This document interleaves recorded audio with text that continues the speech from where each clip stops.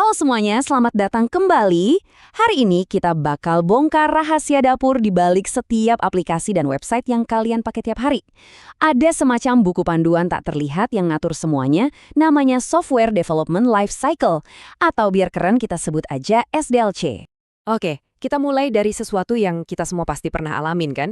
Nungguin update game atau aplikasi favorit, lama banget datangnya. Atau giliran udah update, malah jadi aneh, banyak bug-nya. Nah, itu semua tuh bukan karena developernya iseng loh, ada alasan gedenya di balik itu semua. Jawabannya, iya, bukan sulap, bukan sihir. Bikin software itu super rumit, guys. Bayangin aja kayak lagi ngebangun gedung pencakar langit dari nol. Kacau banget kan kalau nggak ada rencana? Nah, makanya butuh proses yang terstruktur buat ngatur semua kerumitan itu biar nggak jadi berantakan. Dan proses terstruktur itulah yang namanya SDLC. Anggap aja nih kayak Google Maps-nya para developer. Peta jalan yang menuntun mereka dari sebuah ide mentah sampai jadi produk keren yang bisa kita pakai. Jadi secara resmi, SDLC itu apa sih? Gampangnya, ini adalah serangkaian langkah yang dipakai tim developer buat ngerancang, ngebangun, sampai ngerawat software biar hasilnya bagus dan efisien. Tujuannya simple, bikin software berkualitas tinggi, nekan resiko kegagalan, plus hemat waktu dan duit. Nah, peta jalan ini biasanya punya 7 checkpoint utama. Mulai dari perencanaan, ini pas nentuin mau bikin apa. Lanjut ke analisis kebutuhan, buat ngerti apa sih yang user mau. Terus desain, bikin cetak biru atau blueprint-nya. Abis itu baru deh implementasi alias ngoding. Kalau udah jadi, masuk fase pengujian buat nyari bug. Udah aman? Lanjut peluncuran atau rilis. Dan terakhir, pemeliharaan buat mastiin semuanya tetap jalan lancar. Sekarang kita masuk ke bagian yang seru nih. Ternyata nggak semua tim ngikutin peta jalan ini dengan cara yang plek-ketiplek sama. Ada dua aliran atau filosofi utama yang beda banget. Kayak dua tim olahraga dengan strategi yang benar-benar bertolak belakang. Di pojok kanan ada tim waterfall. Mereka ini super terstruktur, persis kayak air terjun. Ngalirnya cuma satu arah, ke bawah. Setiap tahap harus beres 100% dulu, baru boleh lanjut ke tahap berikutnya. Nggak bisa balik lagi.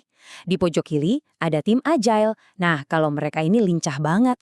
Kerjanya dalam siklus-siklus pendek, bikin produknya dikit-dikit, dan super fleksibel sama perubahan. Coba kita bandingin deh, waterfall itu enak karena semuanya jelas dari awal, jadwalnya juga gampang ditebak. Tapi ya itu, kaku banget. Kalau di tengah jalan tiba-tiba ada permintaan baru dari klien, wah bisa pusing 7 keliling. Sebaliknya, agile itu jagoannya adaptasi, fitur baru bisa dirilis cepet banget. Tapi minusnya, jadwalnya bisa jadi nggak pasti dan butuh tim yang komunikasinya kuat banget. Tapi dunia pengembangan software itu nggak cuma hitam putih, waterfall atau agile doang. Ada juga loh taktik-taktik lain yang lebih spesifik buat proyek-proyek yang tantangannya unik. Contohnya nih, ada model spiral. Ini cocok banget buat proyek raksasa yang super kompleks dan risikonya tinggi. Soalnya di setiap putarannya selalu ada analisis risiko. Terus ada juga lean development, yang filosofinya simple. Buang semua hal yang nggak penting, yang nggak nambah nilai buat pelanggan, biar prosesnya seefisien mungkin. Keren kan? Oke, sekarang pegangan yang kencang, karena kita bakal lompat ke masa depan. Kita akan lihat gimana kecerdasan buatan, alias AI, sekarang ini lagi mengubah total cara orang bikin software. Ini benar-benar game changer. Dan ini bukan cuma omong kosong lah, lihat aja angka ini. Di perusahaan yang udah serius pakai AI, permintaan buat developer level junior itu turun sampai 40%. Kenapa? Ya karena tugas-tugas coding yang repetitif, yang biasanya jadi kerjaan mereka, sekarang udah bisa dikerjain sama AI. Efeknya ke kecepatan kerja, gila banget. Coba lihat perbandingannya. Fase perencanaan yang tadinya bisa makan waktu sebulan lebih, sekarang bisa kelar dalam hitungan hari. Proses coding yang tadinya berbulan-bulan, sekarang bisa selesai dalam beberapa minggu aja. Ini percepatannya udah di luar nalar. Ini artinya peran developer juga berubah total.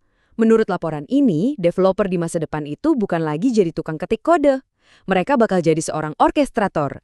Tugasnya lebih ke ngarahin sekelompok agent AI, nge-review hasil kerja mereka, dan ngasih arahan strategis. Mirip kayak dirijen di sebuah orkestra. Dan tren ini bakal makin kencang, lihat deh prediksinya. Di tahun 2026, 3/4 developer kerjanya lebih banyak jadi orkestrator. Lompat ke 2028, AI udah ngatur transaksi bisnis senilai 15 triliun dolar.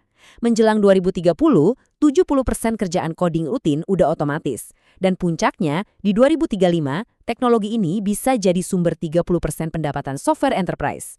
Perubahannya cepat banget. Nah, ini yang jadi pertanyaan besarnya. Apakah profesi developer bakal berevolusi jadi semacam manajer AI yang canggih, atau mereka bakal tergantikan sepenuhnya? Pertanyaannya sekarang bukan lagi apakah AI akan mengubah industri ini, tapi gimana cara kita beradaptasi biar nggak ketinggalan kereta? Gue pengen banget denger pendapat kalian soal ini. Kalian tim optimis atau tim khawatir nih? Coba deh tulis di kolom komentar di bawah. Makasih banyak udah nonton. Jangan lupa like dan subscribe ya. Sampai jumpa di pembahasan seru berikutnya.